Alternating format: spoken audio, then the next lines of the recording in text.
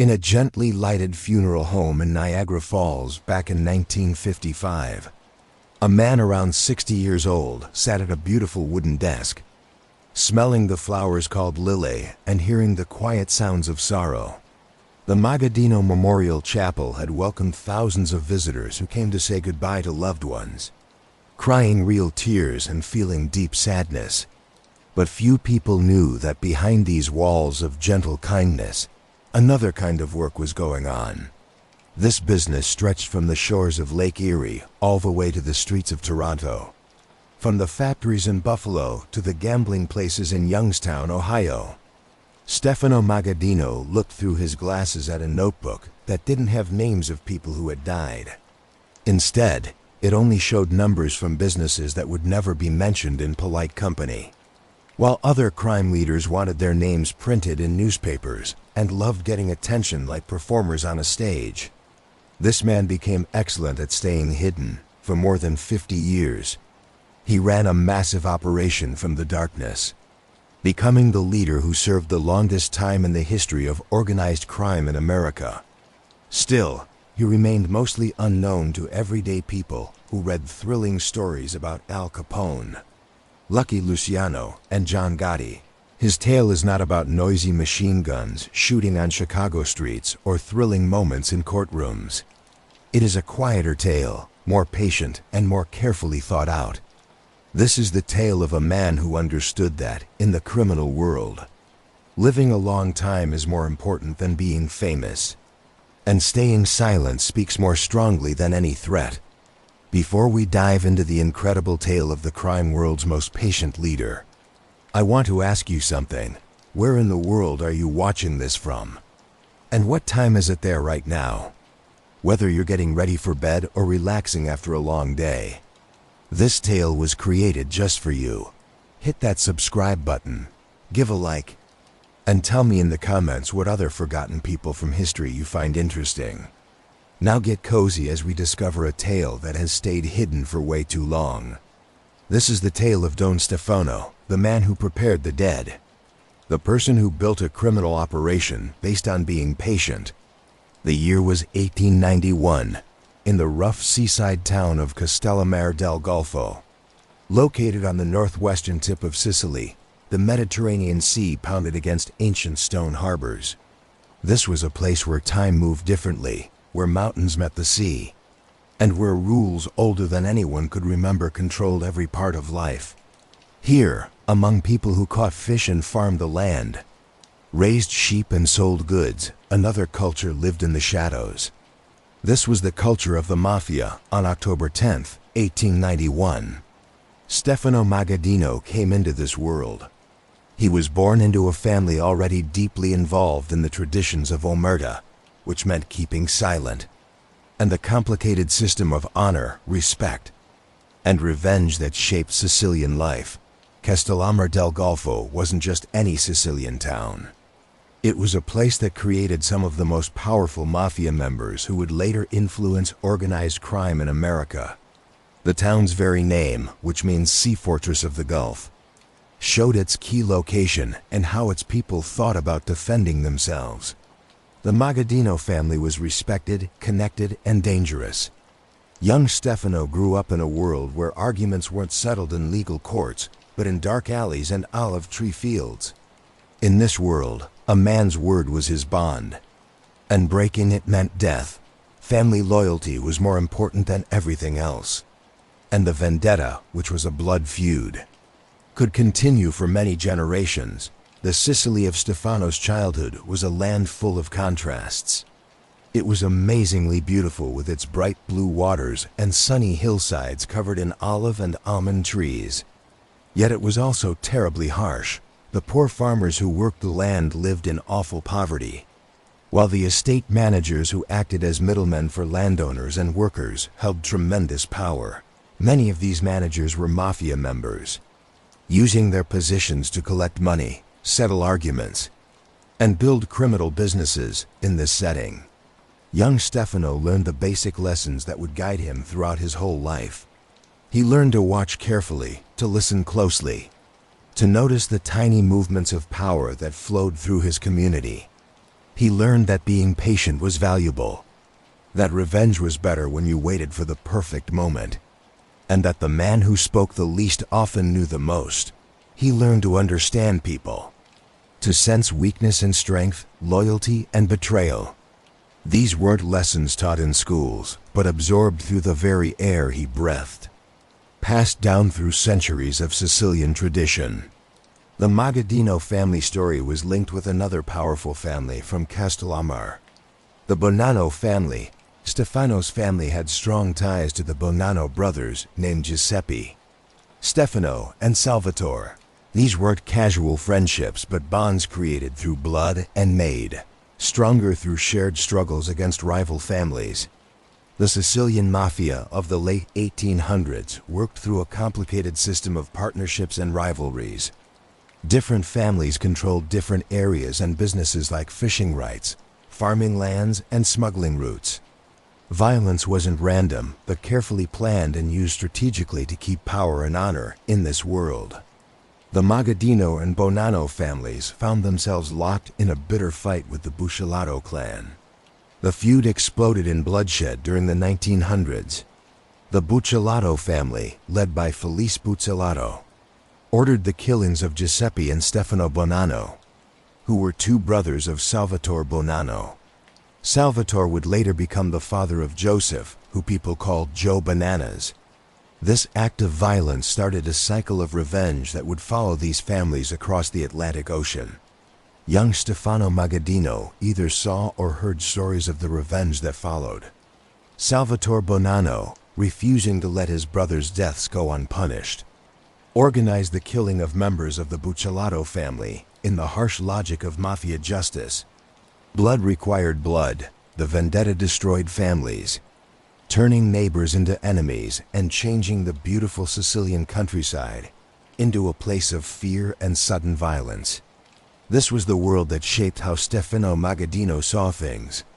He learned that loyalty was everything, that betrayal meant death, and that patient and careful planning worked better than passionate and quick action. He learned to think 3 steps ahead, to predict how his enemies would react, and to build partnerships that would help him decades into the future. These lessons learned in the sun-baked streets of Castellammare del Golfo would help him greatly in the very different world of industrial America. By the early 1900s, the situation in Sicily had become impossible for many mafia members. The Italian government was finally beginning to crack down on organized crime, making life increasingly difficult. The feuds had taken too many lives and drawn too much attention across the ocean in America. There were opportunities beyond anything Sicily could offer. In 1902, Stefano Magaddino made the decision that would shape the rest of his life. He got on a ship headed for America, joining the huge wave of Italian people moving to the country seeking fortune and freedom in the New World. He was 11 years old. The journey across the Atlantic was terrible, packed into the lowest level of the ship with hundreds of other immigrants, suffering through weeks of seasickness, poor cleanliness, and uncertainty. Young Stefano got his first taste of the hardship that waited for him, but he also saw opportunity. Around him were Sicilians, Calabrians, Neapolitans, and Italians from every region, all carrying their own traditions, their own networks, and their own potential as either allies or enemies. When the ship finally entered New York Harbor and Stefano saw the Statue of Liberty rising from the morning fog, he was looking at a land of remarkable possibility. The America of 1902 was in the middle of rapid factory growth. Cities were expanding very quickly. Factories produced goods at rates never seen before, and immigrants provided the cheap labor that powered this growth. It was a chaotic, violent, and lively time, perfect for those who understood how to work in its shadows. Stefano settled in the Williamsburg section of Brooklyn, a neighborhood that had become a settlement for people from Castellammare. Here, thousands of immigrants from his hometown had gathered, recreating in miniature the world they had left behind. The streets echoed with Sicilian dialects. The air smelled of traditional foods, and most importantly, The old power structures and rivalries had moved themselves across the ocean. In this tight community, Stefano quickly made a place for himself. He was serious, respectful, and most of all, he knew how to keep his mouth shut. These qualities made him valuable to the more established Mafia members who were beginning to build criminal businesses in America. He worked various jobs, some legal, and others not so much. But always with his eyes open, always learning, and always building relationships. The early years in Brooklyn were important for his development. Stefano worked within the same Castellammare network as the Bonanno family, particularly under the influence of Salvatore Bonanno, who was Joseph Bonanno's father. Their connections were based on shared hometown loyalties rather than direct early business partnership. He helped organize and run profitable schemes like protection money, loan sharking, and gambling operations. But he also learned about the different criminal landscape in America. Here there were Irish gangs, Jewish gangsters, and other Italian groups from regions that had been rivals back in Sicily. The key to success was not just strength, but also the ability to form partnerships, to negotiate, and to show respect even to those outside your immediate circle. New York in the early 1900s was like a powder keg. The various ethnic gangs competed fiercely for territory and ways to earn money. Violence was common, with murders happening regularly in the streets of Lower Manhattan, Brooklyn, and the Bronx. But this violence was also expensive and drew unwanted attention from police. The smarter criminals understood that cooperation and organization earned more money than endless fighting. Stefano Magaddino married Carmela, a woman from a respected Sicilian family, and they began building a life together. She would eventually have 4 children with him, Peter Magaddino, born on February 25, 1917, and 3 daughters named Josephine, Angelina, and Arcangela. Each child would later marry into other mafia families, creating bonds of kinship that strengthened Stefano's position. But even as Stefano tried to create stability, the old feuds from Sicily continued to haunt him. The Buccellato family had not forgotten, and they had not forgiven. The vendetta that had consumed so many lives in Castellammare del Golfo had followed them to Brooklyn. In 1916, tragedy struck. Stefano's brother Pietro was ambushed outside a department store in Brooklyn and killed by Camillo Caozzo, a member of the Buccellato clan. The message was clear. The ocean had not ended the blood feud. It had only paused it. Stefano felt the ancient pull of revenge. His brother's death demanded payback in the Sicilian tradition. This wasn't optional, it was an obligation. A matter of family honor that was more important than everything else. The code demanded blood for blood. The details of what happened next are unclear, hidden by time and the deliberate silence of those involved. But what is known is that Camillo Caozzo was killed soon after, and in 1921, Stefano Magaddino was arrested in connection with the conspiracy surrounding his brother Pietro's murder in Buffalo, New York, but the case was dismissed because there wasn't enough evidence. This moment could have ended Stefano's story before it truly began. He was an influential member of the increasingly powerful Castellammare clan, but he was also an immigrant with few resources to fight the American legal system. The charges were serious, and a conviction would mean decades in prison or possibly death. But something remarkable happened. Despite the testimony of undercover police officers who claimed to have seen Stefano meeting with the killer and giving money to help him escape, the charges didn't stick. New Jersey prosecutors decided not to continue with the case. Whether this was because of lack of evidence, frightened witnesses, corrupt officials, or skilled legal work, the result was the same. Stefano walked free, however. He understood that his position in New York had become impossible to maintain, even though he had escaped conviction. Law enforcement knew his face, knew his connections, and would be watching him closely. Other enemies might see this as a good moment to attack. The smart move was to leave. to find new territory where he could rebuild away from the watchful eyes and dangers of Brooklyn.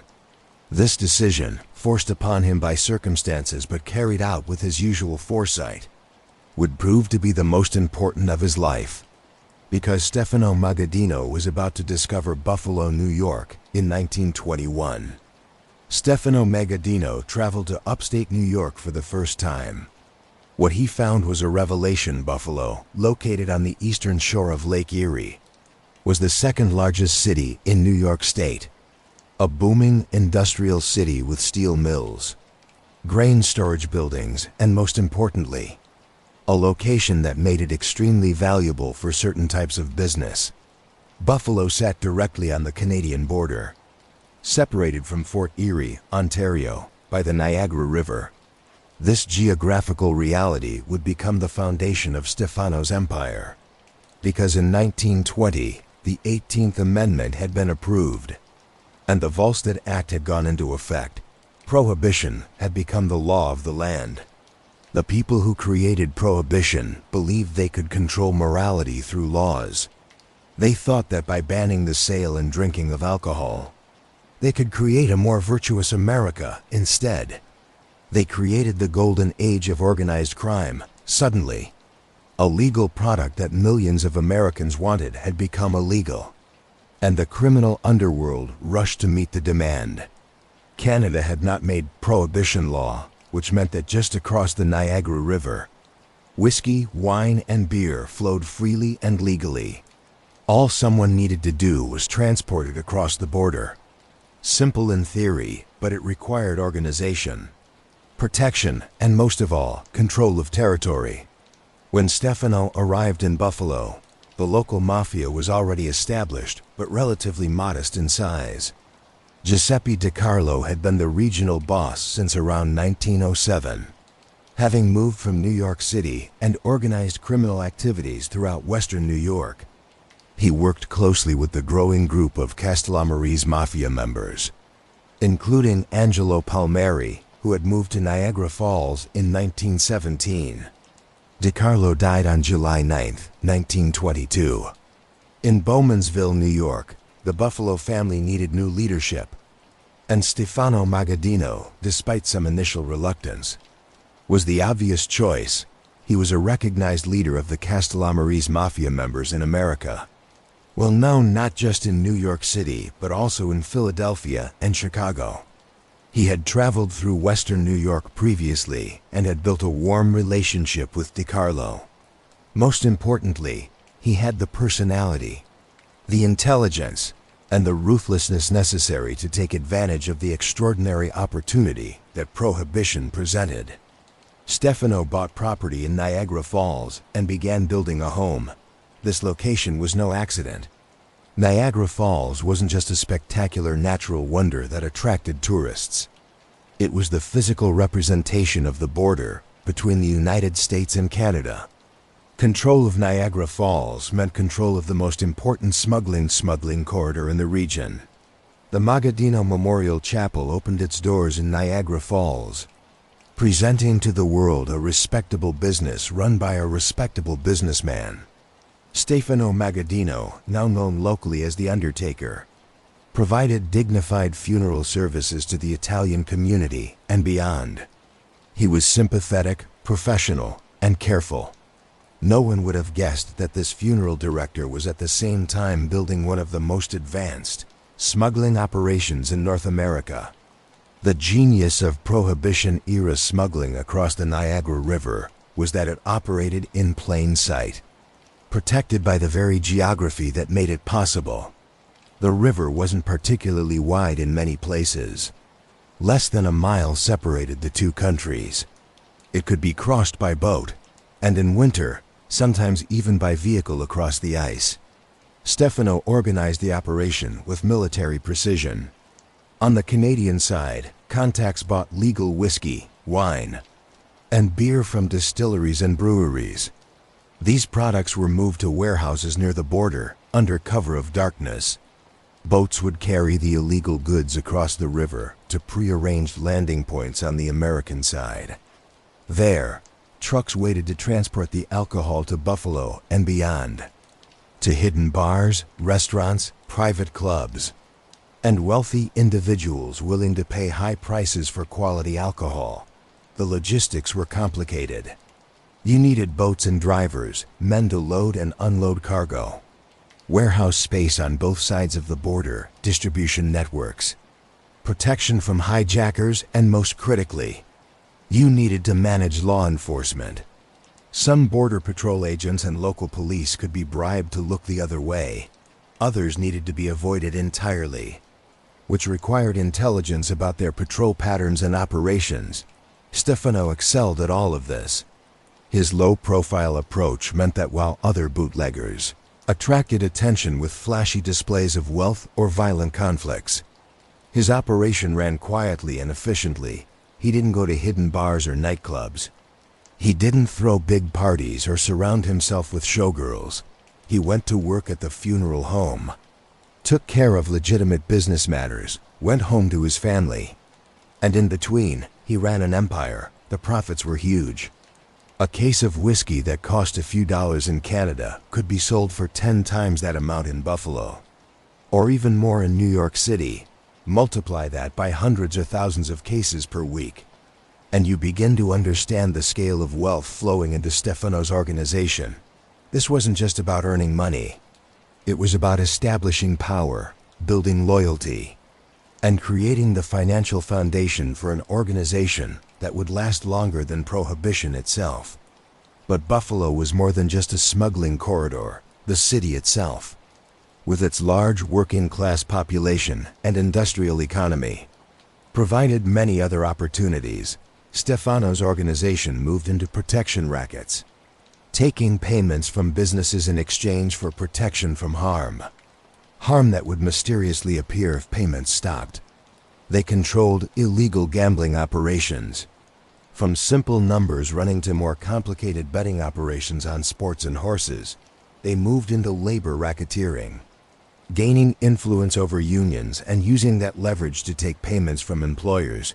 By the mid-1920s, the Buffalo crime family, under Stefano Magaddino, had become one of the more important mafia organizations on the continent. The Prohibition profits had transformed what had been a relatively modest criminal operation into something far more substantial and far-reaching. Stefano's empire wasn't limited to Buffalo and Niagara Falls. His reach extended throughout western New York, Rochester, Utica, along the Mohawk River as far east as Amsterdam. It stretched into northwestern Pennsylvania, including Erie and Youngstown, Ohio, and critically, it extended deep into Canada, from Fort Erie across from Buffalo into Hamilton, throughout southern Ontario, and even touching Toronto and as far east as Montreal. This geographical expanse was unprecedented for a single family. Most mafia organizations controlled a city or perhaps a region, but Stefano's territory was vast, diverse, and incredibly profitable. Managing such an empire required not just criminal skill, but also legitimate business skills, understanding markets, managing personnel, resolving disputes, and maintaining discipline. Stefano began building a leadership structure that would become a model for organized crime. He appointed trusted lieutenants to oversee different territories and operations. His brother Antonio, called Nino Magaddino, became an important figure in the organization. John C. Montana, a Buffalo insider who served as a city council member and ran various legitimate businesses, became his consigliere, his counselor and advisor, providing guidance on both criminal and legal matters. The family expanded through strategic marriages. Stefano's children married into other important mafia families, creating bonds of kinship that strengthened alliances. His son Peter Magaddino became a made member of the Buffalo family and married the niece of Charles Montana. His eldest daughter Josephine married Charles Montana. Nephew of John C. Montana, Angelina married James LaDuca. A member of the Buffalo family, Arcangela married Vincent Scrow, another Buffalo family mobster. These marriages weren't simply romantic unions. They were diplomatic arrangements that tied different groups together through blood. In the mafia world, where trust was rare and betrayal common, family connections provided a level of security that no amount of money could buy. Your son-in-law would think twice before betraying you when his wife, your daughter, and his children, your grandchildren, would suffer the consequences. Stefano also understood the importance of legitimate business fronts. The funeral home was just the beginning. He invested in taxi companies, understanding that a fleet of vehicles could serve multiple purposes beyond transporting passengers. He moved into linen services, recognizing that hotels and restaurants throughout his territory needed regular supplies of clean linens and uniforms. These businesses provided legitimate income, employment for family members and associates, and cover for other activities. They also gave him leverage over entire industries. While Al Capone in Chicago was becoming a household name, his face plastered across newspapers, his actions documented in excited news reports, Stefano Magaddino was perfecting a very different approach to organized crime. He understood something that many of his contemporaries didn't. Visibility equals vulnerability. Capone's fame made him untouchable in some ways. He was so powerful that few dared to challenge him directly, but it also made him the primary target for law enforcement. J. Edgar Hoover's FBI, local police, treasury agents.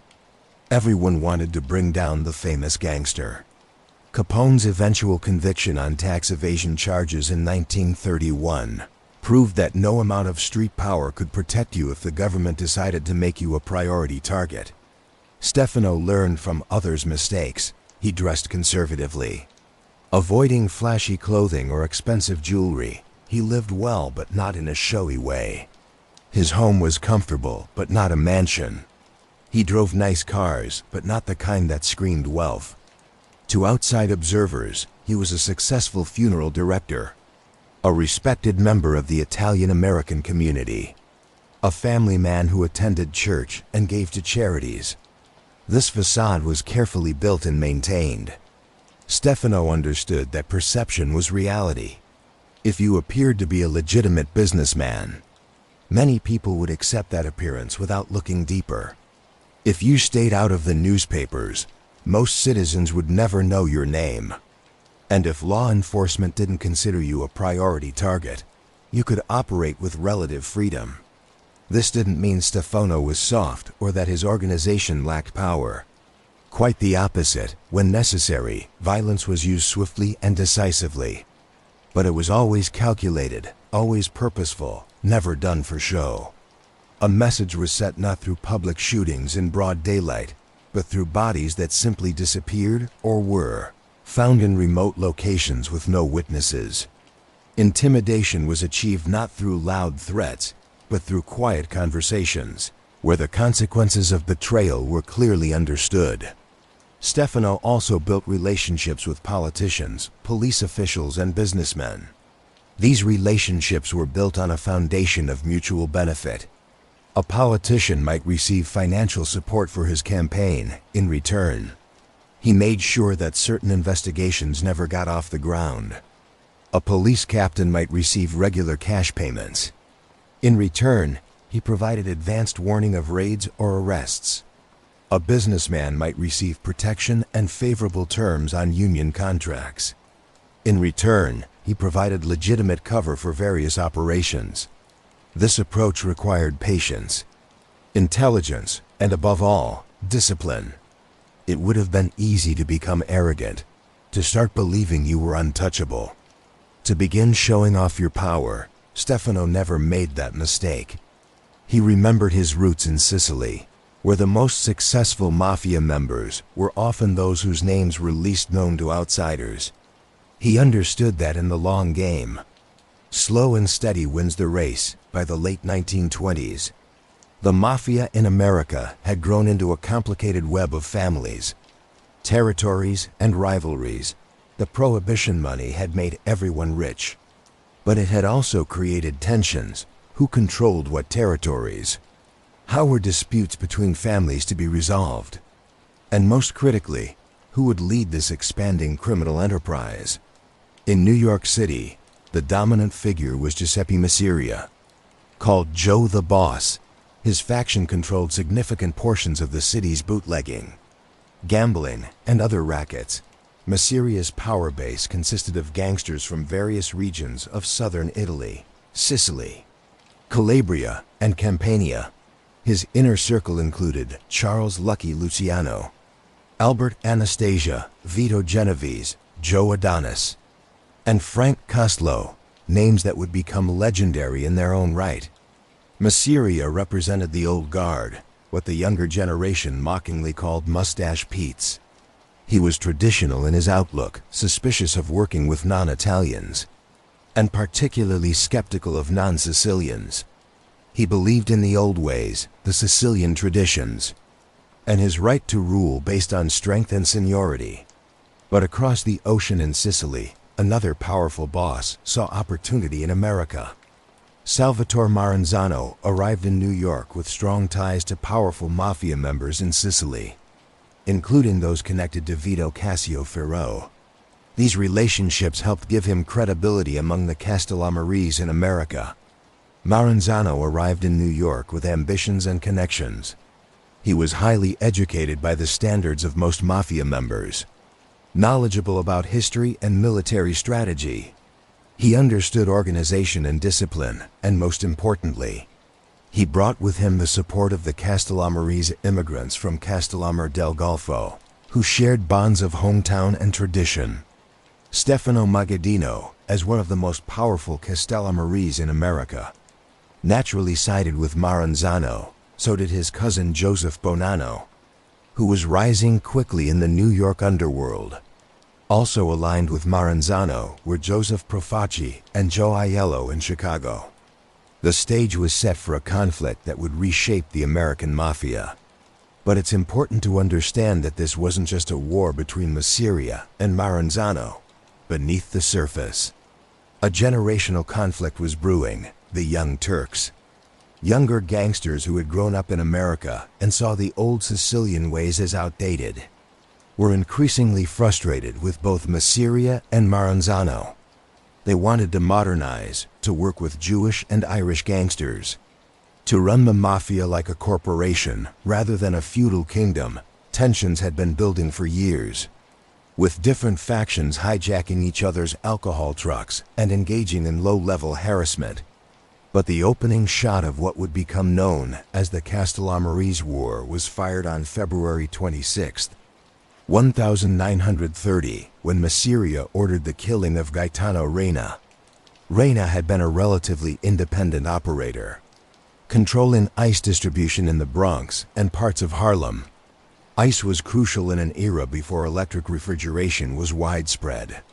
Control of ice meant control of food preservation, which gave you leverage over restaurants, groceries, and households. Masseria wanted that control, so he had Reina killed and replaced with his own man. But this move backfired. Reina's loyal followers, including future bosses Tommy Gagliano and Tommy Lucchese, were outraged. Rather than submit to Masseria, they threw their support behind Maranzano and the Castellammarese faction. The war that followed was brutal and chaotic. On July 15, 1930, Vito Bonventre, a Castellammarese loyalist, was shot down outside his garage. On August 15th, Giuseppe Morello, one of Masseria's key enforcers and a legendary figure in New York Mafia history, was killed in his East Harlem office along with another visitor, Giuseppe Pirano, in Chicago. The violence spread when Joe Aiello, a Castellammarese ally, was assassinated on October 23, 1930. In a brutal display of force that sent shockwaves through the underworld. Then on November 5, 1930, Alfred Mineo, a key Masseria supporter, and Steve Ferrigno were murdered. Francesco Scalise, who inherited control of Mineo's operations, immediately switched to Maranzano's side. Throughout all this violence, Stefano Magaddino played a crucial role, though characteristically, he did so from the shadows from his base in Buffalo. far removed from the street battles in New York City. He provided essential support to the Castellammarese cause.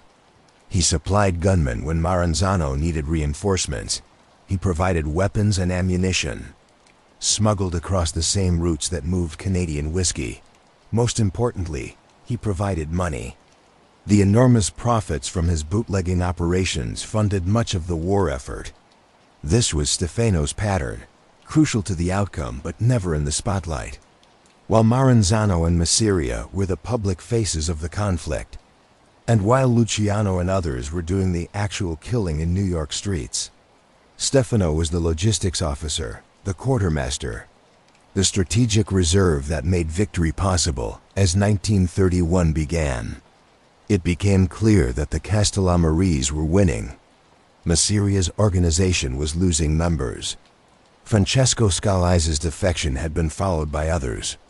The original battle lines, Castellammarese versus non-Castellammarese, had become meaningless as more and more of Masiria's men switched sides.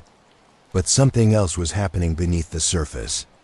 Lucky Luciano, Masiria's second-in-command, had been communicating secretly with Maranzano. Luciano represented the Young Turks, the modernizers who saw both Masiria and Maranzano as dinosaurs.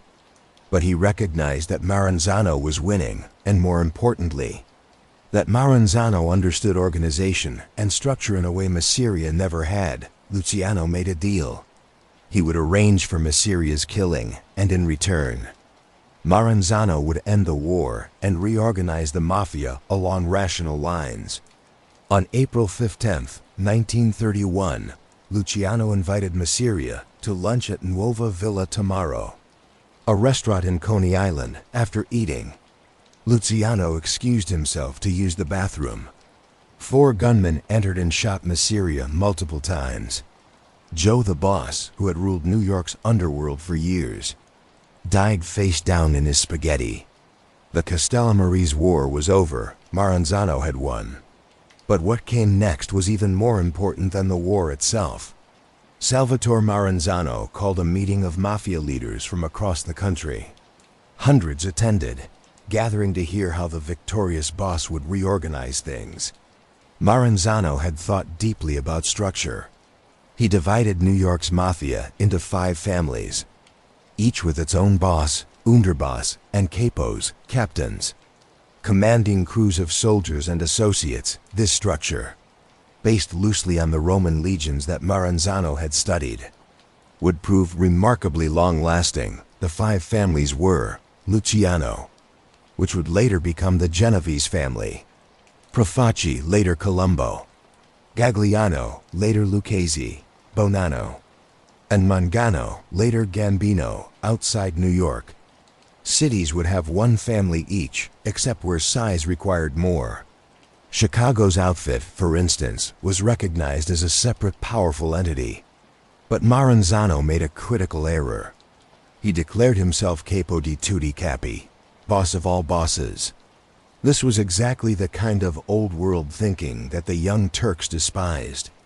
It suggested that Maranzano saw himself as above the other bosses, entitled to tribute and absolute obedience. Worse, Maranzano soon made it clear that he intended to eliminate potential rivals.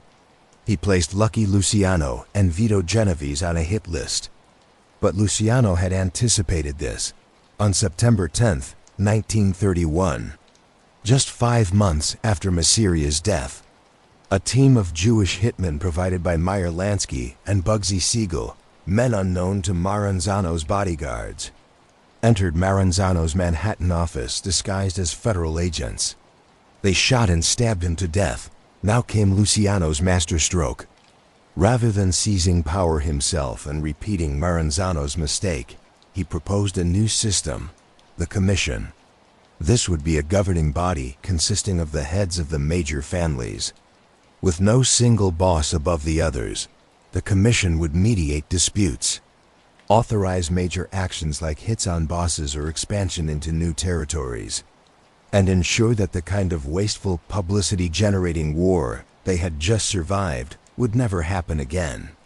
The initial commission consisted of 7 members: Charles Lucky Luciano of the Genovese family, Joe Profaci of the Profaci Colombo family, Tommy Gagliano of the Lucchesi family, Joseph Bonanno of the Bonanno family, Vincent Mangano of the Gambino family, Frank Nitti representing the Chicago outfit, and Stefano Magaddino of the Buffalo family.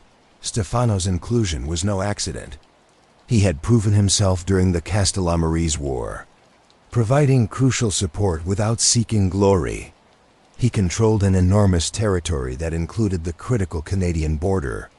He was respected by both the Old Guard and the Young Turks, and perhaps most importantly, his distance from New York City made him a relatively neutral judge when disputes arose among the New York families. The commission represented a revolutionary concept in organized crime. Previously, mafia families operated mostly independently, with conflicts resolved through violence. Now there was a structure, a forum for discussion, a mechanism for resolving disputes without bloodshed. It wasn't perfect. Violence would continue often, but it introduced an element of rationality and cooperation that had been lacking. Stefano understood the implications immediately. The commission gave him legitimacy and protection. No New York family could move against him without commission approval. His territory was recognized and secure, and he had a voice in national affairs, ensuring that Buffalo's interests would be considered in major decisions. On December 5, 1933, the 21st Amendment was approved. Ending Prohibition, the golden goose had been killed. The enormous profits from bootlegging would vanish overnight as legitimate breweries and distilleries reopened across America. Many gangsters panicked. Their primary way of earning money was about to disappear. Some had invested their prohibition profits wisely. Others had spent recklessly, living like kings, assuming the good times would last forever. The end of prohibition separated the smart criminals from the foolish ones. Stefano Magaddino had been preparing for this moment for years. Unlike many of his contemporaries, he understood that prohibition was an unusual situation, a temporary opportunity that would inevitably end. He had used the bootlegging profits not just to enrich himself, but to build an infrastructure that would survive beyond alcohol smuggling. His funeral homes had expanded. The Magaddino Memorial Chapel in Niagara Falls was joined by other funeral homes throughout western New York. These weren't just fronts. They were legitimate, profitable businesses that served the community. They also provided perfect cover for other activities and gave him a respectable public identity. His taxi and linen service companies had grown substantially.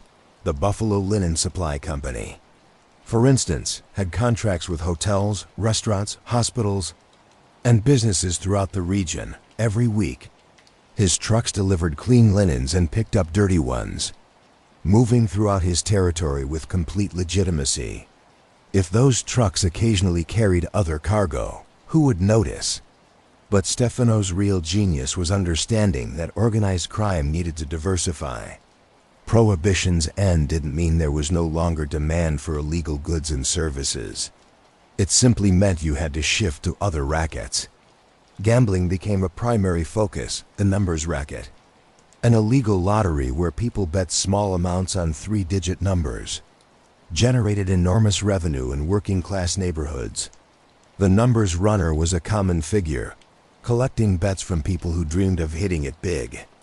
The odds were terrible for the bettors but fantastic for the operators. And because bets were small, often just pennies or nickels, people didn't feel like they were really gambling. It seemed harmless, a bit of daily excitement.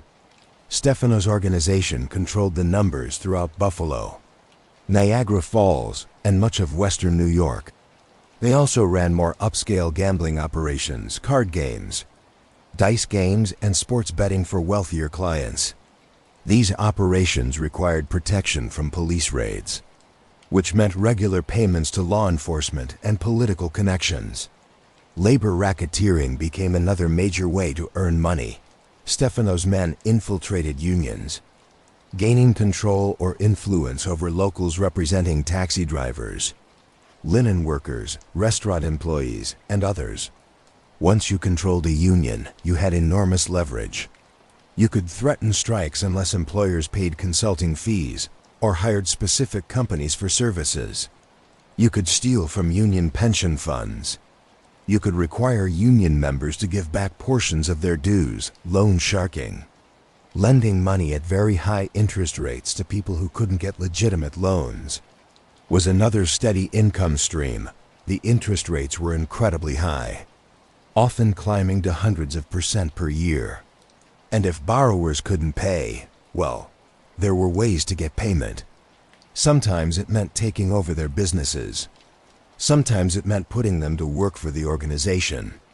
And sometimes it meant breaking bones as a lesson to other would-be defaulters. While prohibition had ended in America, Stefano's Canadian connections remained invaluable. Canada, with its closeness and the poorly guarded border, offered many opportunities for smuggling operations that would last for decades. Drug smuggling became increasingly important in the 1930s and 40s. Drug trafficking was nowhere near the scale it would later reach, but there was still demand, particularly for heroin among addicts in major cities. Canadian ports received ships from around the world, including from countries where opium and heroin were more easily obtained. Those drugs could be smuggled into the United States using the same routes that had once moved whiskey. Stefano was careful about the drug trade. He understood that it was dirty, that it attracted intense law enforcement attention, and that the penalties were severe. He kept his organization's involvement relatively limited and at arm's length, using go-betweens and avoiding direct control. This caution would serve him well as the federal government began cracking down on drug trafficking in later decades. Cigarette smuggling became a profitable business. Cigarette taxes varied widely between states and between Canada and the United States. Buying cigarettes where taxes were low and selling them where taxes were high generated significant profits with relatively low risk compared to drugs or other contraband. But perhaps most importantly, Stefano used his Canadian connections to provide sanctuary when members of his organization or allied families needed to disappear. Whether to avoid arrest, wait out a gang war, or simply lay low, Canada was a perfect refuge. Stefano maintained safe houses in Ontario, friendly contacts who would provide housing and false identification, and a network that could move men back and forth across the border as needed. The legitimate businesses also expanded into Canada: funeral homes in Ontario, linen services, and taxi companies. These businesses operated on both sides of the border, giving Stefano's organization an entirely legitimate reason to maintain a cross-border presence. Trucks crossed the border daily, thoroughly documented and generally waved through by customs agents who saw the same vehicles and drivers regularly. Stefano Magaddino's organization maintained control through a smart system of intimidation and enforcement. Unlike the showy violence of some crime families, the Buffalo family's approach was calculated and often invisible to the public. The key was reputation. Once you established that crossing the Magaddino family led to severe consequences, you didn't need to constantly demonstrate it. The threat alone was usually enough. Business owners paid their protection money, not because they were directly threatened every week, but because everyone knew what happened to those who refused. When violence was necessary, it was often outsourced.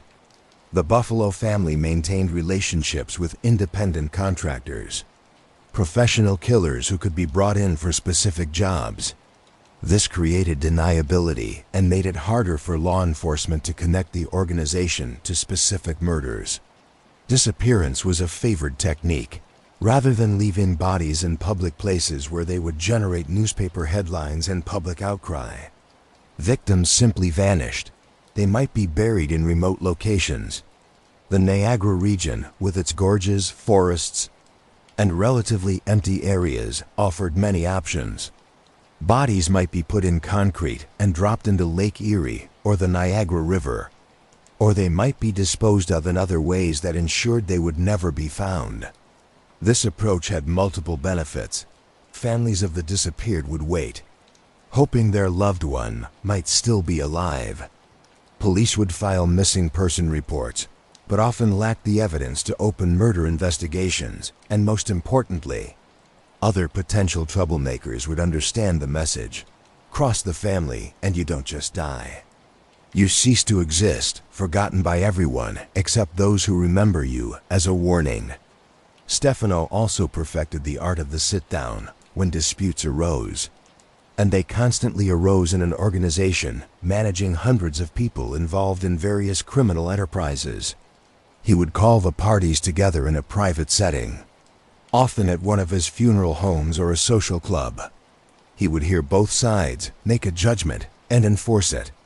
These sit-downs served multiple purposes. They resolved conflicts before they could turn into violence that would attract attention. They demonstrated Stefano's authority and wisdom, reinforcing his position. And they created precedents that guided future disputes over time. A body of unwritten rules developed within the organization, understood by all while his criminal empire grew. Stefano Magaddino maintained the appearance of a normal law-abiding citizen. He lived with his wife Carmela at their home on Dana Drive in Lewiston, a quiet street in a respectable neighborhood. The house was nice but not showy, a comfortable residence for a successful businessman. Nothing that would draw attention or suggest enormous wealth. Stefano attended Mass regularly at St. Anthony of Padua Church in Niagara Falls. He was respectful to the priests, gave to church causes, and was known as a devoted Catholic. The apparent contradiction between his religious devotion and his criminal activities didn't seem to trouble him. Like many Mafia members, he kept different parts of his life separate, seeing no conflict between Catholic faith and Mafia membership. His children grew up in this atmosphere of dual reality. They knew their father was important and respected, that men showed him deference, that the family was comfortable financially.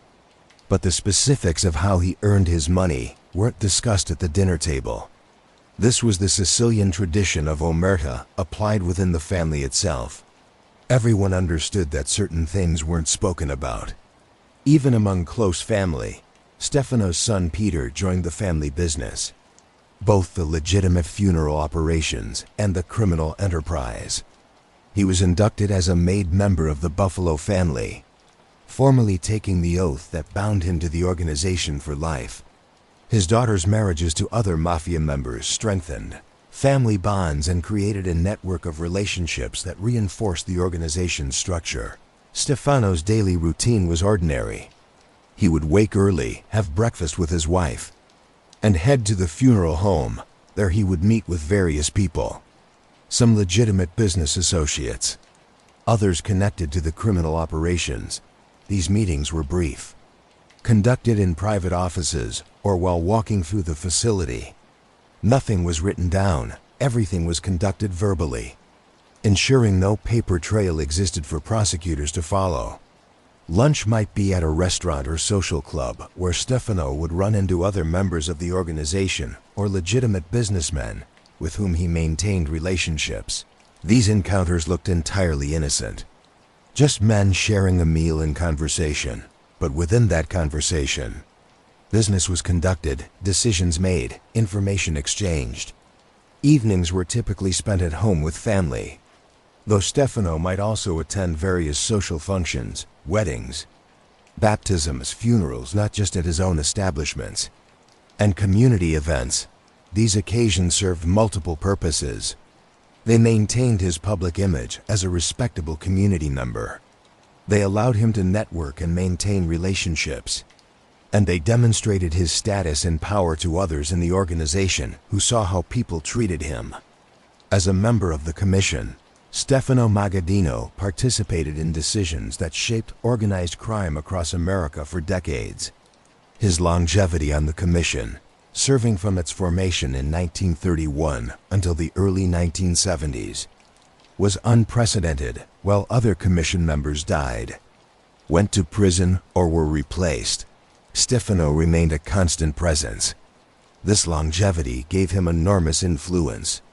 He had institutional memory that others lacked when disputes arose. He could reference precedents from years or decades earlier, explaining how similar situations had been handled and what outcomes had resulted. This knowledge made him invaluable as an advisor and mediator. The commission met irregularly, only when major issues required collective decision-making. These meetings were carefully orchestrated to avoid attracting law enforcement attention. They might occur in private homes, at restaurants during off hours, or at other locations that could be secured.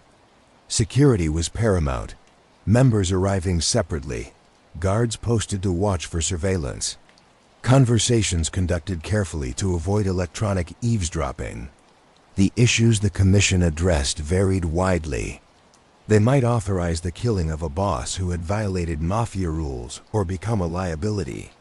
They might mediate territorial disputes between families. They might discuss strategy for dealing with law enforcement or political pressures. They might decide on major business ventures that crossed family lines. Stefano's role was often as a moderating influence. When other bosses wanted to act impulsively or aggressively, he counseled patience.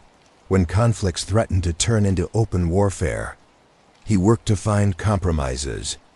This wasn't weakness or cowardice, it was strategic thinking. Violence was expensive, drew attention, and created unpredictable consequences. Whenever possible, it was better to negotiate, to find solutions that allowed everyone to save face and continue earning. His distance from New York City proved advantageous. He wasn't caught up in the day-to-day feuds and rivalries that consumed the New York families. He could view situations more objectively, less emotionally, and when tensions ran particularly high. His Buffalo location meant he could offer to host meetings on neutral territory, away from New York's intense atmosphere. On November 14, 1957, one of the most significant events in American organized crime history occurred in the small town of Appalachian, New York. Joseph Barbara, called Joe the Barber, a powerful mobster who ran a bottling plant, hosted what was intended to be a national mafia summit at his estate. Over 100 mobsters from across the country attended. The meeting had multiple purposes. There were ongoing conflicts that needed to be addressed, particularly involving the Genovese family. There were territorial issues to discuss. And there was the matter of the recent killing of Albert Anastasia, boss of what would become the Gambino family, shot to death in a barber shop just weeks earlier. What the assembled mobsters didn't know was that a New York State police officer, investigating suspicious activity and seeing many expensive cars being purchased from Barbara, had become suspicious when he saw numerous expensive vehicles arriving at Barbara's estate. He called for backup. Police set up roadblocks on the roads leading away from the property. When someone spotted the police presence, panic broke out. Mobsters fled in all directions, some jumping into their cars and attempting to crash through roadblocks, others fleeing on foot through the surrounding woods. Many were caught. The police rounded up dozens of men, took their identifications, and questioned them. The Appalachian meeting, as it became known, was a disaster for the Mafia. It proved what J. Edgar Hoover had long denied, that organized crime existed on a national scale with bosses from different cities meeting to coordinate activities. The publicity was enormous, with newspapers across America running stories about the Gangster convention. Many of those caught were later convicted of conspiracy charges for refusing to explain why they were there. But Stefano Magaddino wasn't among those arrested, according to various accounts. He had been invited to the meeting but didn't attend. Some sources suggest he was ill. Others claim he sensed that the meeting was poorly planned and potentially dangerous, with too many mobsters gathering in one place without adequate security. Whatever the reason, his absence proved fortunate. While other bosses dealt with the legal and publicity consequences of Appalachian, Stefano remained untouched. His reputation for caution was confirmed. The meeting, held in upstate New York not far from Buffalo, could easily have included him if he had chosen to attend. His decision not to participate demonstrated the careful judgment that had kept him free and powerful for decades. The aftermath of Appalachian increased law enforcement scrutiny on organized crime dramatically. J. Edgar Hoover, embarrassed by his previous denials of the Mafia's existence, authorized a massive expansion of FBI investigations into organized crime. This new attention would eventually contribute to the decline of many crime families. But in the late 1950s and early 1960s, Stefano's organization was still riding high. By the late 1950s and early 1960s, the Buffalo crime family under Stefano Magaddino had reached its peak. The organization's reach and revenues were extraordinary, making it one of the most powerful families in America. Despite operating from a city that didn't have New York or Chicago's size or prominence, the gambling operations alone generated millions of dollars annually. The numbers racket remained the bread and butter business, with thousands of people throughout western New York placing daily bets. The organization employed an army of runners who collected bets and distributed payouts, all operating under the protection of corrupted local police and politicians. High-stakes card and dice games catered to wealthier clients. These games often occurred in the back rooms of restaurants, social clubs, or even private homes. Running throughout the night as fortunes changed hands, the house always took its cut. And the games were carefully managed to ensure that while players might win occasionally, the long-term mathematics guaranteed profits for the organization. Sports betting had become increasingly sophisticated. Rather than just taking bets from local gamblers, the Buffalo family had become connected to national bookmaking operations. They could lay off large bets to other organizations, spreading risk and ensuring they didn't get caught with too much exposure on any single game or event. The labor racketeering operations had expanded into new industries beyond the traditional taxi and linen businesses. Stefano's people had gained influence in the construction industry, allowing them to control contracts and take payments from builders. They had penetrated the entertainment industry, controlling jukeboxes and vending machines in bars and restaurants throughout the region. Each jukebox, each vending machine represented a small but steady stream of revenue. And when multiplied across hundreds of locations, the profits added up substantially. Loan sharking had become more systematic. Rather than individual loan sharks operating independently, there was now a coordinated lending operation with standard rates, collection procedures, and enforcement mechanisms.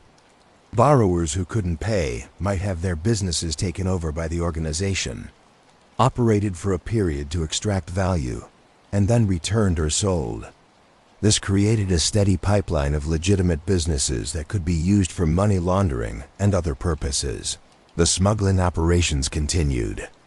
Though with shifting focus, cigarettes remained profitable, with trucks bringing cheaper Canadian cigarettes across the border for sale in American markets where taxes were higher. Stolen goods moved both directions across the border. Valuable items stolen in Canada sold in the United States and vice versa. And though Stefano kept his organization's direct involvement limited, narcotics continued to flow through his territory, with the family taking tribute from those who moved drugs without directly handling them. Managing an empire this size and complexity required sophisticated organization. Stefano had developed a structure that maximized efficiency while maintaining security. At the top was Stefano himself, the boss, the ultimate authority on all matters. His word was law within the organization, his decisions final. He met regularly with his underboss and consigliere, the triumvirate that made major strategic decisions. The underboss served as second in command, handling day-to-day operations and stepping in when Stefano was unavailable for many years. This position was held by trusted family members or close associates who had proven their loyalty and competence over decades. The consigliere, filled for a long period by John C. Montana, served as advisor and mediator. Montana was perfect for this role. He had legitimate business interests and political connections, serving on Buffalo's city council while at the same time advising the crime family. He could move in both worlds, understanding both legitimate and criminal concerns and providing counsel that bridged both realms. Below this top leadership were the capos, captains who commanded crews of soldiers and associates. Each capo was responsible for specific operations or territories. One might control gambling in Buffalo, another labor racketeering, another the Canadian smuggling operations. The capos reported regularly to the underboss, providing information about revenues, problems, and opportunities. The soldiers were made members of the family, men who had taken the oath and been formally inducted. They had proven themselves through years of service, demonstrating their capability and loyalty. As made members, they had certain protections. They couldn't be killed without permission from the boss, and they had the right to earn within the organization structure. Associates were the lowest level, men who worked with the family but had not been formally inducted. Some were criminals who had not yet proven themselves worthy of membership. Others were legitimate businessmen or professionals who provided services to the organization. Associates could earn money through their association with the family, but they lacked the protections and privileges of membership. This hierarchical structure served multiple purposes. It created clear chains of command and communication. It insulated the leadership from direct involvement in criminal activities. Stefano might never directly order a specific killing or know the details of a specific gambling operation, giving him plausible deniability if investigations occurred. And it created a system where men could rise through the ranks based on performance, providing incentive for loyalty and competence. Maintaining discipline within such a large organization was crucial. With hundreds of men involved in various operations across a vast territory, there were constant temptations to cheat, steal, or betray the family. Stefano's enforcement mechanisms were sophisticated and effective. The most basic rule was never steal from the family. Men could earn money through their activities, but they had to kick up a percentage to their capos, who kicked up to the family leadership. This system, taking tribute from those below you while paying tribute to those above, was fundamental to mafia economics. Men who kept money they should have shared, who skimmed more than their fair share, faced severe consequences. The sit-down remained the primary dispute resolution mechanism. When conflicts arose, and they constantly did, over money, territory, personal insults, or business decisions, the parties would be called before a higher authority. A capo might resolve disputes among his crew members. Serious disputes might go to the underboss or even to Stefano himself. These proceedings followed certain protocols. Both sides would present their case, often with other members serving as witnesses or character references. The arbiter would ask questions, consider the evidence and testimony, and render judgment. That judgment was final and binding. Men who refused to accept the decision faced expulsion from the organization or worse. Physical punishment was employed strategically. A beating might be administered to someone who had disrespected a superior, failed in an assigned task, or otherwise violated rules while not meriting death. These beatings weren't random violence, but calculated punishment meant to reinforce hierarchy and discipline. Killing was reserved for the most serious violations: betrayal, cooperation with law enforcement, unauthorized hits, or stealing significant money. But even killing followed procedures. Permission had to be obtained from appropriate authorities. You couldn't just kill another mate member because you were angry at him. This rule prevented the kind of uncontrolled violence that could tear an organization apart. Stefano also understood the importance of rewarding loyalty and success.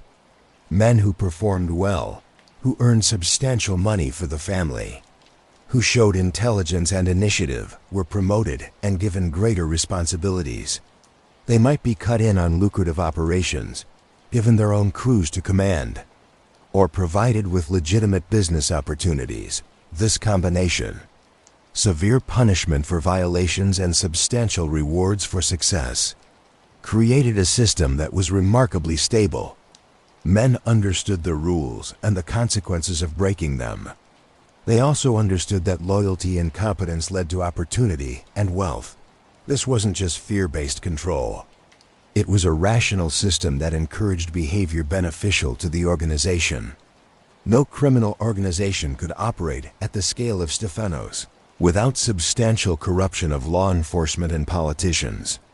The Buffalo family had perfected this over decades, building a system that provided protection while maintaining plausible deniability. The corruption started at the street level.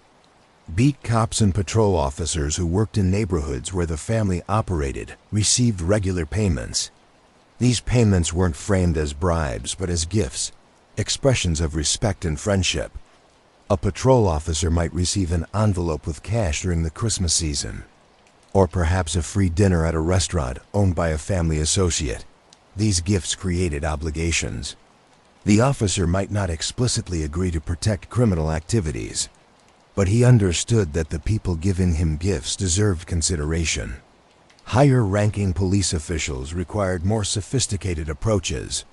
Detective sergeants who ran particular squads, captains who commanded precincts, and others in positions of real authority couldn't be compromised with simple cash payments. Or rather, they could, but the arrangements had to be structured carefully. The family might provide intelligence about other criminals, helping the police make high-profile arrests that advanced careers. They might steer legitimate business contracts to companies owned by relatives of police officials. They might ensure that family-connected businesses hired off-duty cops for security work at generous rates. Political corruption followed similar patterns, but at higher dollar amounts. City council members, county legislators, and state representatives all needed campaign funds. The Buffalo family, through its network of legitimate businesses and wealthy associates, provided those funds. This wasn't direct exchange. We gave you money. You protect our operations instead. It was about building relationships, demonstrating support, and creating situations where the politician felt obligated to return favors. These favors might include ensuring that particular legislative initiatives didn't pass, steering government contracts to family-connected companies, providing advanced warning of law enforcement initiatives, intervening with police departments to stop investigations, or simply being available for consultation when issues arose. Judges presented particular challenges and opportunities. They couldn't be directly corrupted as easily as police or politicians because their actions were so public and scrutinized. But the family had various approaches. Some judges had gambling problems or other personal issues that created leverage. Others were simply disposed to give breaks to defendants connected to the Italian-American community, seeing themselves as protectors of their ethnic group against discrimination, and in some cases, defense attorneys who had long-standing relationships with the family served as go-betweens, communicating with judges in ways that maintained plausible deniability for everyone involved. This web of corruption meant that when members of the organization were arrested, they often avoided serious consequences. Charges might be reduced from felonies to misdemeanors. Sentences might be suspended or minimal. Probation was granted instead of prison time, and when someone did have to go to prison, conditions could be made more comfortable through family connections with prison officials. By the 1960s, Stefano Magaddino's legitimate business holdings were substantial enough that on paper they explained his comfortable lifestyle and provided cover for the true sources of his wealth. This was intentional and sophisticated. The legitimate businesses served multiple purposes beyond just a front. The funeral home empire had expanded significantly beyond the original Magaddino Memorial Chapel. There were now multiple funeral homes throughout western New York. all operated by family members or trusted associates. These businesses were genuinely profitable. Death was one business that never went out of style, but they also provided perfect cover. Funeral homes had numerous vehicles that traveled constantly, facilities where private meetings could occur, and a natural reason for receiving cash payments from customers. The linen supply business had grown into one of the larger operations in the region. Buffalo Linen Supply and associated companies serviced hundreds of clients, hotels, restaurants, hospitals, and factories. The business required a fleet of trucks that traveled throughout western New York and into Canada, providing perfect cover for smuggling operations. The cash flow from the legitimate business could be mixed with illegal revenues, making it nearly impossible for investigators to determine which money came from which source. Stefano had invested in taxi companies, understanding the value of controlling transportation. Taxes served obvious criminal purposes. They could be used for surveillance, for moving people without creating records, for quick escapes. But they were also legitimately profitable in a city like Buffalo where many people didn't own cars.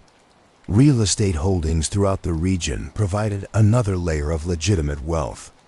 Stefano owned residential properties that he rented out, commercial buildings that housed various businesses, and undeveloped land that appreciated in value.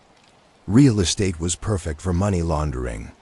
Illegal cash could be used to buy properties, which could then be sold or mortgaged, converting dirty money into clean. Various retail businesses, restaurants, bars, social clubs, and vending machine operations provided both legitimate income and opportunities for criminal activity.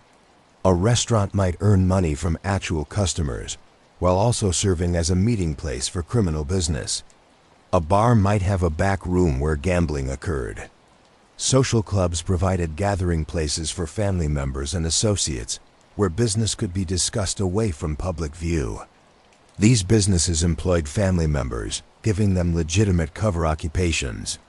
Stefano's son Peter worked in the funeral business. Various cousins, in-laws, and more distant relatives worked in other family enterprises. This created a network of people who appeared to be simply running legitimate businesses, while at the same time facilitating criminal operations. The scale of these legitimate operations was such that Stefano could honestly claim, and did when questioned, that he was simply a businessman. His tax returns showed income from funeral homes, linen services, and real estate. He paid taxes, employed people, and contributed to the economy.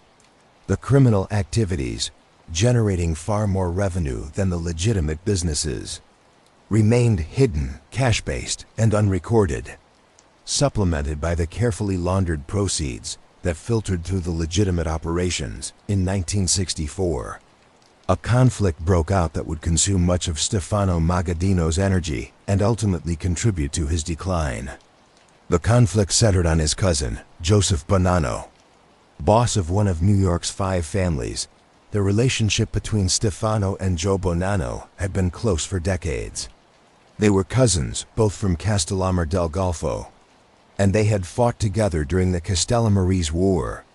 Joe Bonanno became boss after Maranzano's assassination in 1931, when the commission formalized the 5 families, and he had served on the commission alongside Stefano. Their families had cooperated on various enterprises over the years, but by the early 1960s, tensions were rising. Joe Bonanno was ambitious and increasingly frustrated with the commission structure. He chafed at having to answer to other bosses, at needing permission for major moves. He saw himself as the inheritor of Maranzano's vision, believing he deserved more power and autonomy than the commission allowed. Moreover, Joe had been expanding his operations beyond New York, particularly into Canada, territory that Stefano considered his own. Bonanno family members were operating in Montreal and other Canadian cities, conducting business that competed with or undermined Stefano's operations. For Stefano, who had carefully built and protected his Canadian interests for decades, This was intolerable. The commission began discussing the Joe Bonanno problem. Some members wanted him removed as boss, possibly killed. Others sought a less drastic solution, perhaps forcing him into retirement. Stefano, despite their family ties, sided with those who wanted Bonanno removed. For Stefano, the principle of respecting commission authority and territorial boundaries was more important than family loyalty. Joe's actions threatened the stability of the entire system. In October 1964, Joe Bonanno was kidnapped off a New York City street. He disappeared for 19 months, finally resurfacing in May 1966, claiming he had been held captive. Though many doubted his story during his absence, the Bonanno family descended into chaos, with different factions fighting for control in what became known as the Bonanno War or Banana War. Stefano watched this conflict with mixed feelings. On one hand, Joe's absence served Stefano's interests. It removed a rival from the Canadian operations and demonstrated what happened to bosses who defied the commission. On the other hand, the violence and instability were exactly what the commission had been designed to prevent. Bodies were dropping in New York, attracting intense media attention and law enforcement scrutiny. The conflict dragged on for years. Joe Bonanno was eventually forced into retirement, moving to Arizona and later to California, writing his memoirs and living as a semi-legitimate celebrity. But the Bonanno family remained unstable, with various bosses and factions fighting for control throughout the late 1960s and into the 1970s. For Stefano, the Bonanno conflict was emotionally difficult. He had turned against family, betrayed his cousin for the sake of commission authority and his territorial interests. It was also strategically problematic, consuming time and energy that could have been devoted to running his own operations. And it damaged his reputation within the mafia world. Some saw him as a pragmatic leader who upheld commission authority. Others saw him as a traitor who had violated the sacred bonds of family and friendship. Throughout the 1960s, law enforcement pressure on organized crime intensified dramatically. J. Edgar Hoover, embarrassed by the Appalachian Meeting revelations, had directed the FBI to make organized crime a priority. The FBI's approach was sophisticated, combining traditional investigation with new technologies and legal tools. Wiretaps became a primary weapon. The FBI obtained court orders allowing them to tap phones of suspected mobsters, recording their conversations. These wiretaps provided invaluable intelligence about organizational structure, ongoing operations, and plans. They also created legal problems for mobsters who were careful never to explicitly discuss criminal activities on phones they knew might be monitored. Electronic surveillance extended beyond wiretaps. The FBI placed hidden microphones, bugs, in social clubs, restaurants, businesses, and even private homes.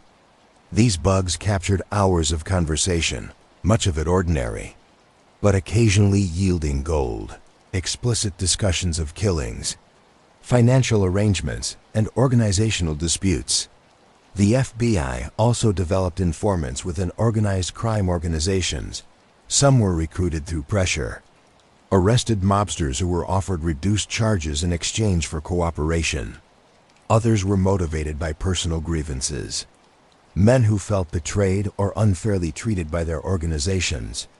And some were lifelong informants, individuals who had worked with law enforcement for years, providing intelligence in exchange for money or protection. Stefano Magaddino became a specific target in 1968. The FBI obtained authorization to place electronic surveillance devices in the Magaddino Memorial Chapel.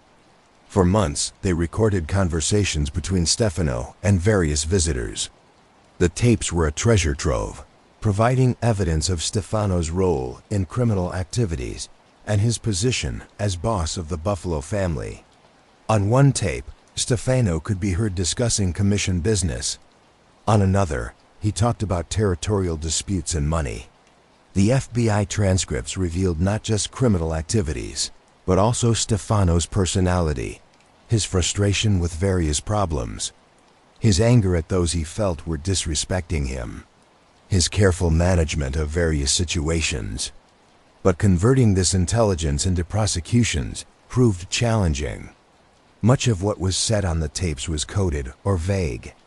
Stefano and others, knowing they might be under surveillance, spoke carefully, using euphemisms and indirect language. That thing we discussed might refer to a killing, but proving it beyond a reasonable doubt was difficult. Nevertheless, the surveillance had effects.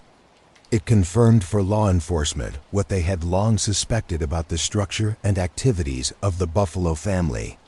It identified key members and their roles, and it created a permanent record that could be used in future investigations and prosecutions. Stefano understood he was under intense scrutiny. He became even more cautious, having fewer meetings, saying less on phones, taking elaborate precautions against surveillance. But this caution also made it harder to run the organization effectively. When you can't communicate freely with your subordinates, when you must assume everything is being recorded, it becomes difficult to make decisions and respond to changing circumstances. As external pressures mounted, internal problems within the Buffalo family also intensified.